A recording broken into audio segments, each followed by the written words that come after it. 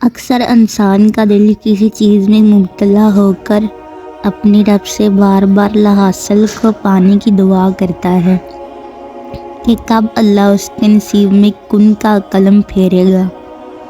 آخر وہ یہ کیسے جان سکتا ہے کہ جس چیز کا خیال اسے بار بار ستاتا ہے وہ اس کے نصیب میں ہے یا نہیں؟ اللہ کی طرف سے اس کا کیا اشارہ ہے؟ تو یاد رکھنا، جب اللہ تمہاری بار بار مانگی وہ من پسند چیز تمہارے نصیب کا حصہ بنانا چاہتا ہے تو یہ ایک خاص نشانی تمہیں ضرور ظاہر کرتا ہے، اور اللہ تمہاری بار بار مانگی دعاؤں کے جواب یوں دیتا ہے۔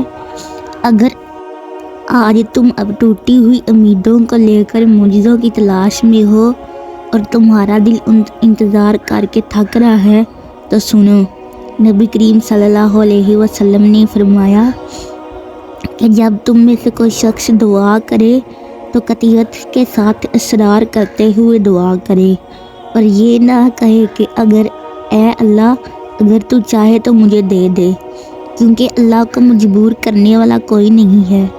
ایک اور جگہ حدیث سے ثابت ہے، صحیح مسلم کی روایت ہے کہ بندے کی دعا اس وقت تک قبول ہوتی رہتی ہے جب تک وہ جلدی نہیں مچاتا۔ کہا گیا ہے اللہ کے رسول، جلدی مچانے سے کیا مراد ہے؟ تو آپ نے فرمایا وہ یہ کہنے لگ جائے کہ میں نے بہت زیادہ دعائیں مانگی ہیں لیکن اللہ میری دعا قبول نہیں فرماتا، اور وہ یہ کہہ کر تھک ہار جاتا ہے اور دعا کرنا ہی چھوڑ دیتا ہے۔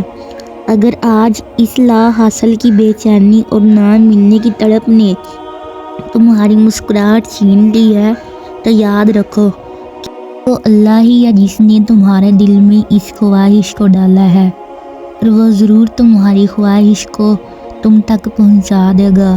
بس تم صبر رکھو اور اس پر یقین کرتے رہو۔